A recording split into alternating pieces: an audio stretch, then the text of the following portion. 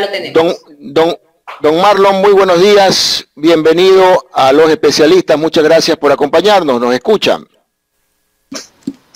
Buenos días. Un saludo a todos ustedes y a todos los ecuatorianos. Muy bien, don Marlon. Gracias por su participación aquí en Los Especialistas. Vamos a dar un inicio de diálogo, conociendo un poco su criterio. Primero, sobre lo que está pasando en este momento en la población agrícola, con nuestros hermanos agrícolas que han decidido salir a protestar. No han esperado más ya que el gobierno los invite a negociar, a conversar. Dicen que ellos no están para reuniones de tomarse café, sino que quieren soluciones. Escuchaba también al presidente de la CONAIE la semana pasada decir que ellos van a apoyar al sector agrícola y a todos los sectores que estén pidiendo atención del gobierno. Se refería también a los transportistas. ¿Cuál es la posición de Pachacuti ante lo que está pasando en el país? Bueno, hay que ver lo que pasó en octubre. En octubre, el decreto 883 fue lo que al Ecuador le paralizó. Y ahí el gobierno de Lenín Moreno quedó con acuerdos plasmados que no se ha cumplido. Previo a su retirada dejó haciendo otro decreto, que es la subida del combustible escaladamente. Y eso afecta en sí a todos los ecuatorianos, especialmente a la gente pobre del país. Nosotros hemos exhortado al presidente de la República que en el marco del encuentro que él propone, revise los decretos que hizo el presidente. No se puede hablar ahorita en la crisis de la pandemia, en la crisis económica, que el combustible suba cada mes. ¿Por qué? Porque al final la subida de combustible afecta los precios de consumo, canasta familiar básica, todo va a subir. No digamos que va a ser controlado. Ahora mismo hay una especulación de precios a nivel nacional de todos los productos de primera necesidad y eso afecta no solo a los agricultores, sino a la clase media, a los ecuatorianos que no estamos con un alcance económico. Encima de eso, la pandemia. Por supuesto, el gobierno tiene toda la autoridad.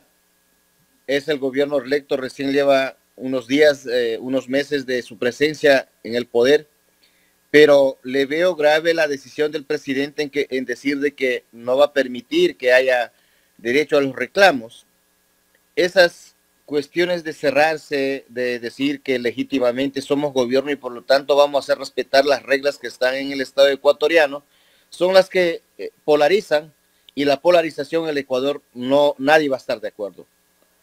Ahora, de acuerdo al informe que ustedes dan con el paro que se está dando en el litoral de los arroceros, ellos tienen sus derechos, el campo agrícola, los agricultores nunca fueron atendidos. Por eso en el planteamiento que estamos haciendo en la reforma de la ley de producción y de productividad, en la reforma agraria, se está dando prioridad a los agricultores del país y sus planteamientos.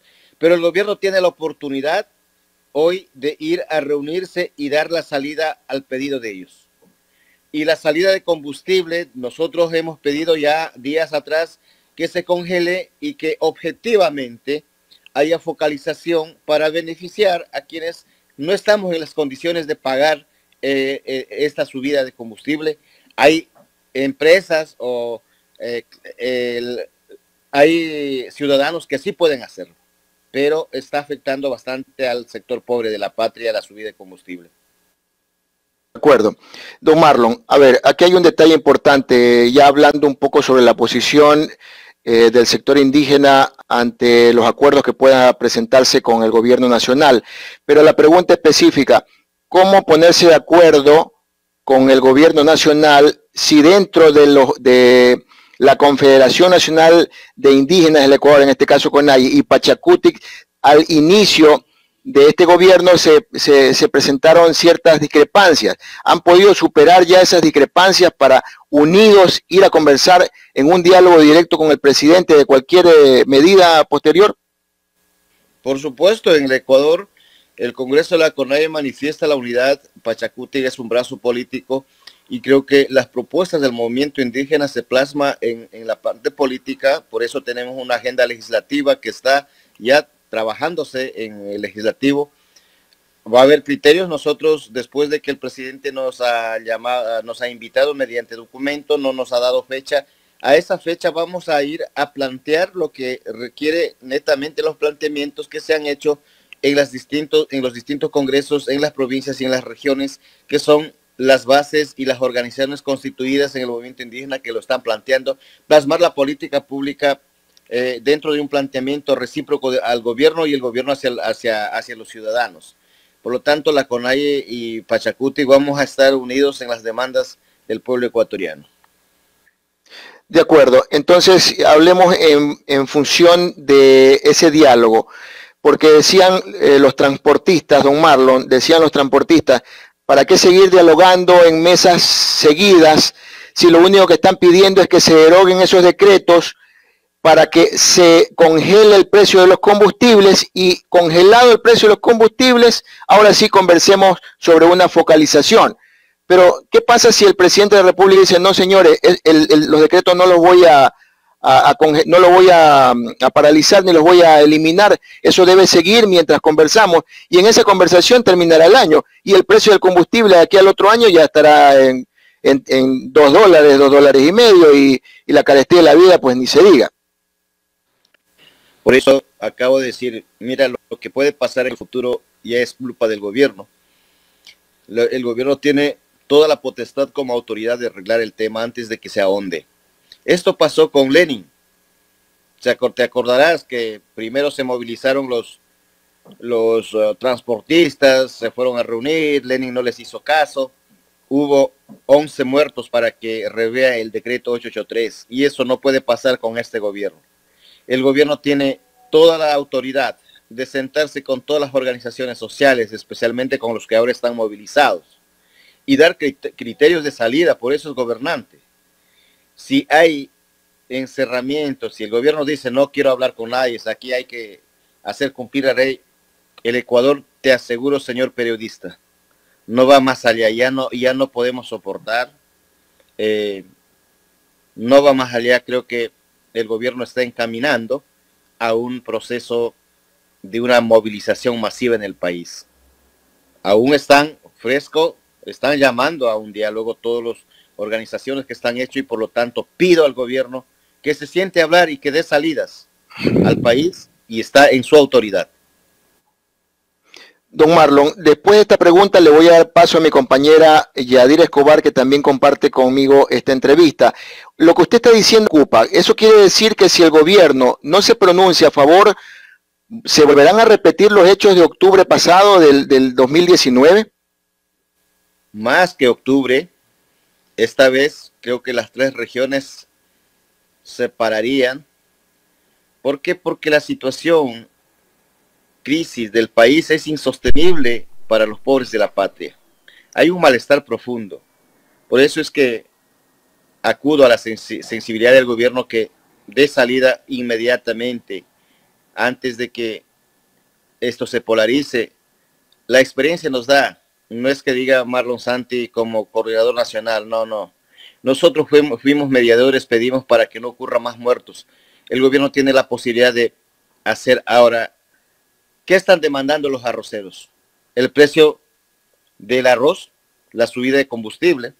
Creo que allí tiene que dar una salida el gobierno, y está en sus manos. Él es el gobernante, tiene que dar salida. No puede cerrarse a decir que va a echar toda la ley encima de todos los manifestantes. No, ¿qué va a pasar? Suponga, vamos poniendo en un ideario de aquí a 15 días la movilización a nivel de todas las provincias.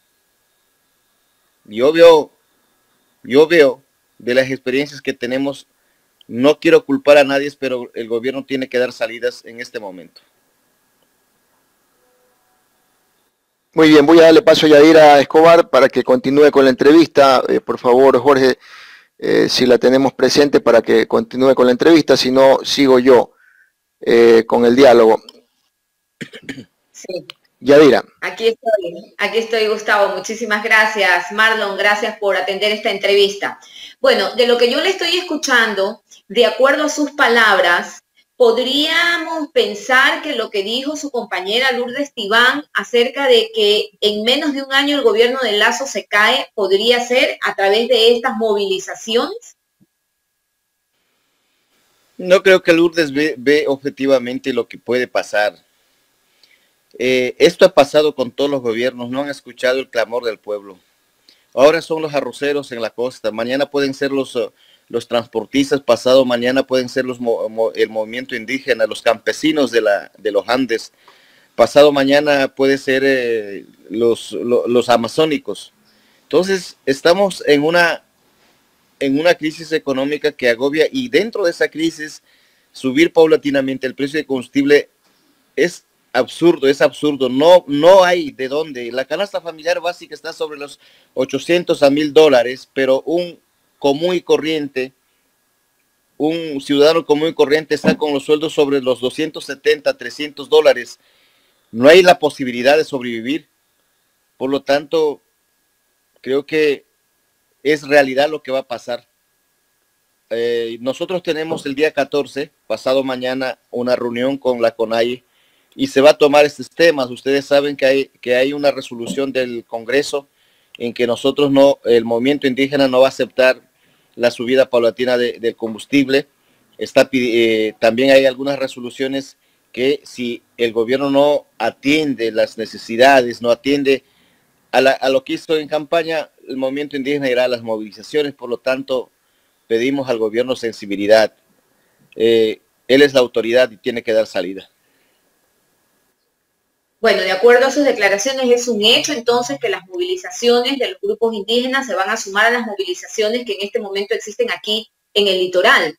Eso por un lado. Y por otro lado, ¿cree usted que fue un error por parte del presidente Lasso advertir cárcel para quienes intenten paralizar o desestabilizar el país en estos 40 y tantos días que tiene de gobierno?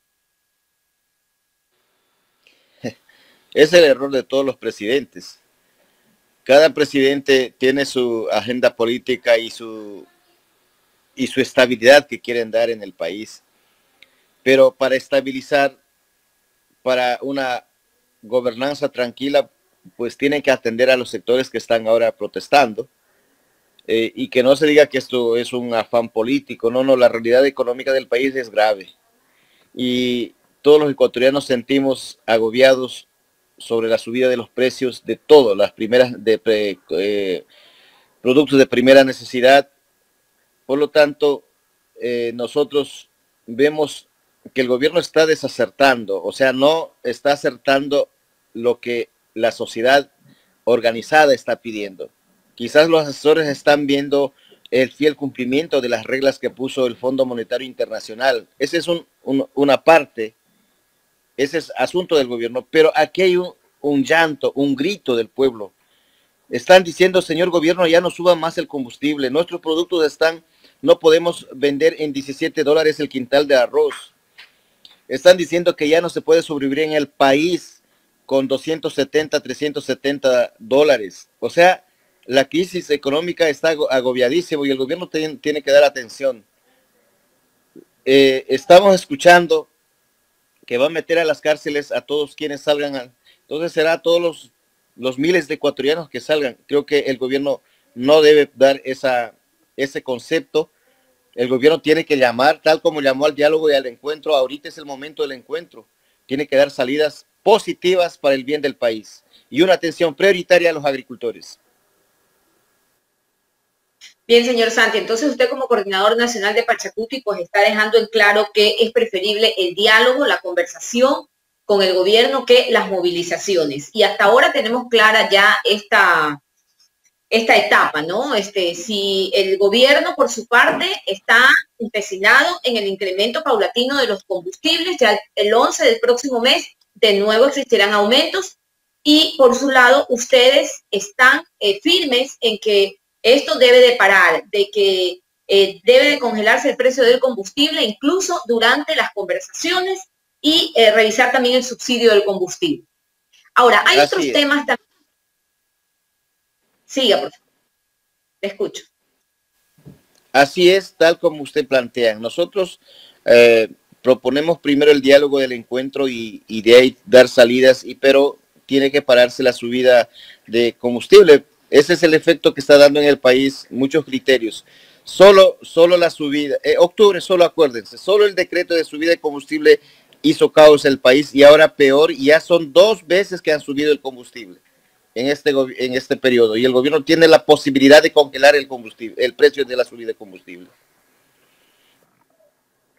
Bueno, en todo caso, esos son temas que ya los tenemos claros por su parte. Ahora, existen también otros temas de convergencias entre usted como representante del Coordinador Nacional de Pachacutic y el propio gobierno. Entre esos, por ejemplo, está el ingreso del Ecuador al CIADI. ¿Qué hay en cuanto a este tema por parte de ustedes? Que al país le costará una multa de 400 millones a Perenco que hay que pagar en plena crisis económica para poder ingresar. Entonces, ¿qué opinión se merece usted ante este tema? Primero, frente a los contratos que hacen con empresas transnacionales como Perenco, YPF, como Andes Petroleum y otras empresas, los responsables de esos acuerdos son los distintos ministros que firman con las petroleras y el Estado ecuatoriano o la representación del gobierno. Ir al CIADI es romper la soberanía de la nación. Nosotros, como Movimiento Pachacutic, no vamos a estar de acuerdo. Por el CIADI se está pagando pasivos ambientales graves, pasivos sociales graves y culturales en la Amazonía. Y no podemos aceptar que el gobierno actual entre al CIADI para violentar la soberanía del país. El país es soberano y todas las empresas que vengan a trabajar en el Ecuador tienen que respetar las reglas constituidas de la soberanía del país. El CIADI es un instrumento internacional que violenta soberanía y que beneficia a las empresas transnacionales en usufructuar recursos y llevarse la plata de los ecuatorianos. Por eso, la decisión de la Corte Constitucional en decir que nada tiene que ver el legislativo negado. Nosotros vamos a entablar un proceso de pedir aclaración a la Corte Constitucional. La Corte Constitucional no puede avasallar la soberanía del país. Nuestros asambleístas van a luchar para que el Ecuador no entre al CIADI. Y las empresas que vengan a trabajar en el Ecuador, estas sean petroleras y otras, tienen que respetar la soberanía del país y su estructura de legalidad como Ecuador. Existen otros temas más que me gustaría, por lo menos esto que se trate, que es un tema con el que ustedes tampoco nunca estuvieron de acuerdo con el gobierno y es en la revisión de las concesiones mineras. Bueno, estamos pidiendo la auditoría minera porque todas las concesiones tienen corrupción. Los ministros anteriores de Minas y Petróleo entregaron miles de hectáreas, pero nadie ha auditado hasta ahora qué nomás están explotando, si las concesiones también igual son basadas en la legalidad del país. Nuestros asambleístas están pidiendo la auditoría minera y lo vamos a hacer no con el afán de molestar, sino que sean claras las cosas en el Ecuador. En el Ecuador no se puede hablar de una minería que le beneficie al ecuatoriano cuando las utilidades de la explotación minera ni siquiera se sabe cuánto mismo llega al Ecuador. Todo, por lo tanto, este debe ser investigado, debe tener un proceso de avanzada, de aclarar todas las cosas que se han dado en los gobiernos anteriores. Gracias. Gustavo, no sé si tú tengas otra pregunta. Don Marlon, en función al país ideal, ¿cómo usted califica, o perdón, más que calificar, me gustaría saber cuál es su criterio respecto a lo que se pretende en este nuevo gobierno? ¿Qué es lo que aspira la CONAIE? ¿Qué es lo que aspira Pachacutic? ¿cuál es el anhelo que tienen de un gobierno ideal? Porque venimos de tumbo en tumbo, no hay un gobierno que les quede a la medida a nadie, no hablo solamente al sector indígena, ¿no? A nadie, o sea, los gobiernos nos deben cada vez más y más y más, y la verdad es que esta población se siente totalmente decepcionada. Entonces, ustedes como movimiento indígena buscan llegar a acuerdos consolidados con los gobiernos de turno, pero tampoco lo logran. Y esto hay intereses muy grandes, intereses económicos y políticos muy grandes. Entonces, el anhelo ideal para el sector indígena propuesto para este nuevo gobierno. Bueno, el gobierno tiene el reto de aclarar algunos vacíos que llegaron con los otros gobernantes, pero creo que el gobierno tiene que gobernar para todos los ecuatorianos, sin excepción de clasificar que estos son los prioritarios. No, todos los ecuatorianos merecemos la aplicación de un Estado que vea las necesidades para todos. ¿Cuál es nuestro anhelo? Sabemos nosotros que el Ecuador está pasando una crisis económica grave que no es creado por nosotros o por el común de los ecuatorianos, sino por los mismos gobernantes que han estado en el poder. Llegaría a ser un buen gobernante estirpando toda esa maniatada corrupción que existe en el Estado ecuatoriano, desde los niveles de jerarquía ministerial hasta los niveles de tercer grado, que serían las provincias. El gobierno tiene una responsabilidad de recuperar los recursos, extirpando la corrupción. Por eso, un gobierno que gobierne para todos es el gobierno que va a aplicar justicia social. Cuando en el Ecuador se convierte a nivel internacional uno de los países, creo que estamos en el 70 lugar de los países más corruptos del mundo.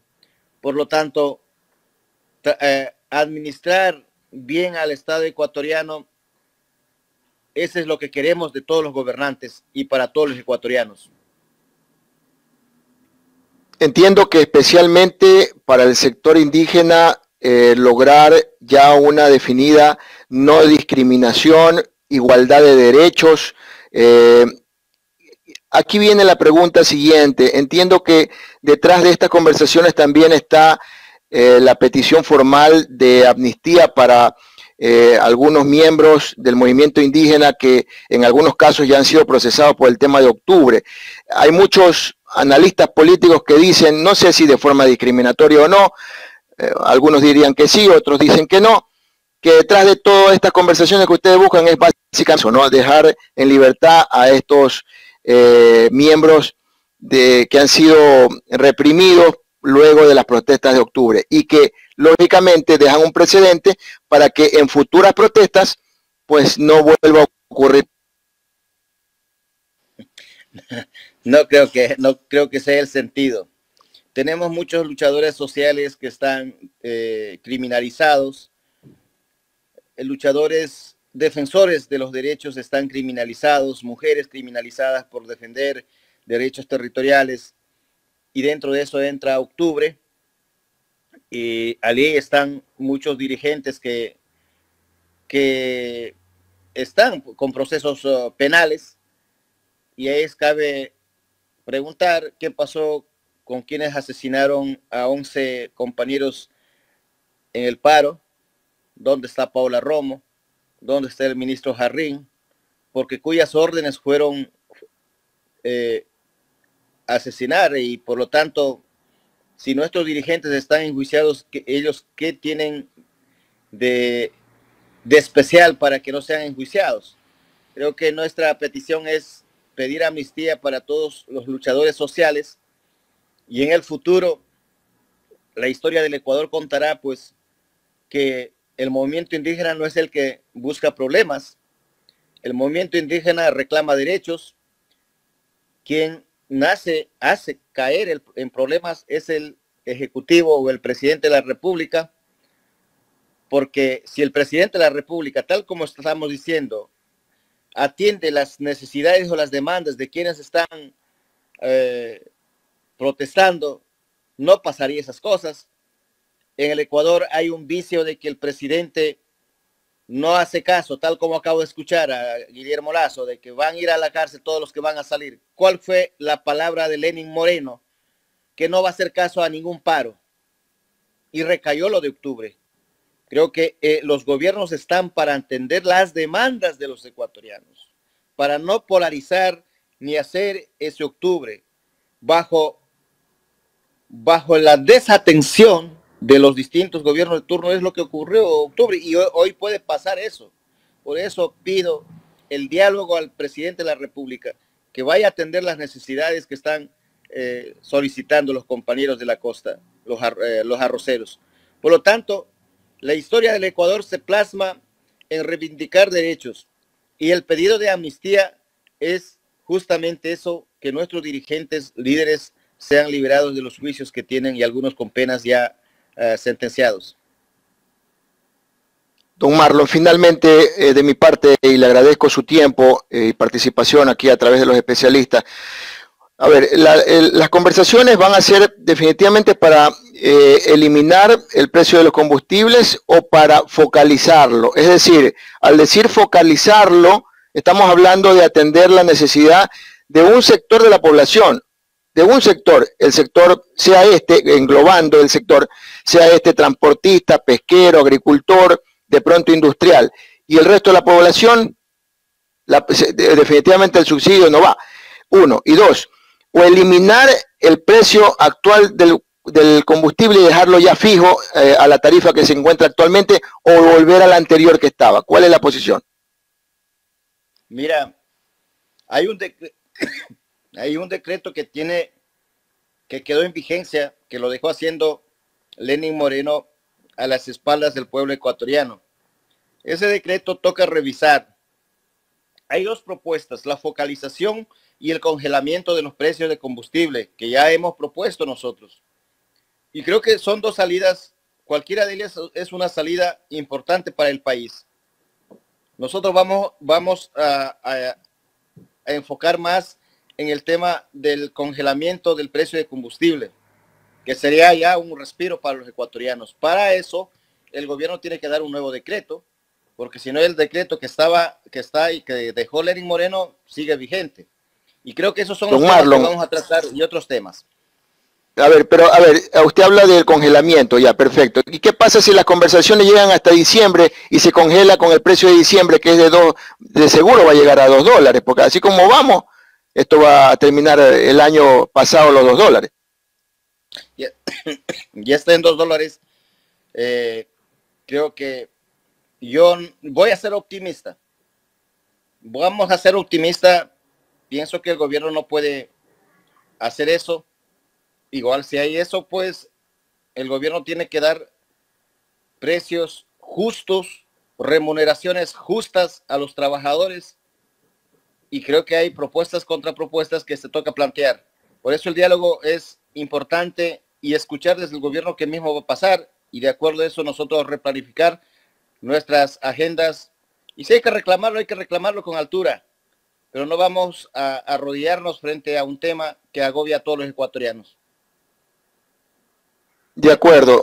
Yo me refería al precio del diésel, ¿no? Que actualmente, al día de hoy, está a 1.56, puede llegar a diciembre quizás a pasar los $2. Efectivamente, el Ecopaís hoy cuesta $2.18 y de aquí a diciembre quizás cueste ya $3.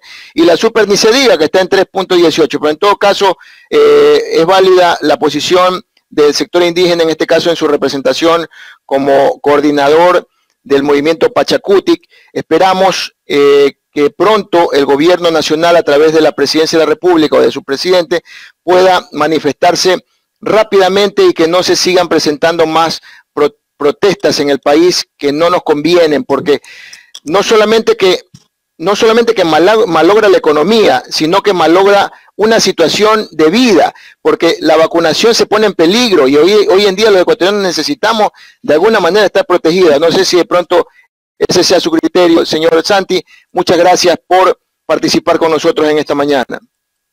Gracias. Sí, gracias. nosotros como ecuatorianos vamos a ver el apoyo que tenemos que hacer al Ecuador para el desarrollo. Nadie quiere paralización, nadie quiere parar cuando la crisis está fuerte, pero a veces nos obligan a hacer lo que no queremos, pero esperamos la sensibilidad del régimen actual y nuestra propuesta que tenemos ya recopilado de algunos sectores sociales será presentado en próximos días al presidente de la República. Muchas gracias. Muchísimas gracias, don Marlon Santi. Efectivamente, pues ha sido nuestro último invitado el día de hoy. Él es coordinador nacional de Pachakutik.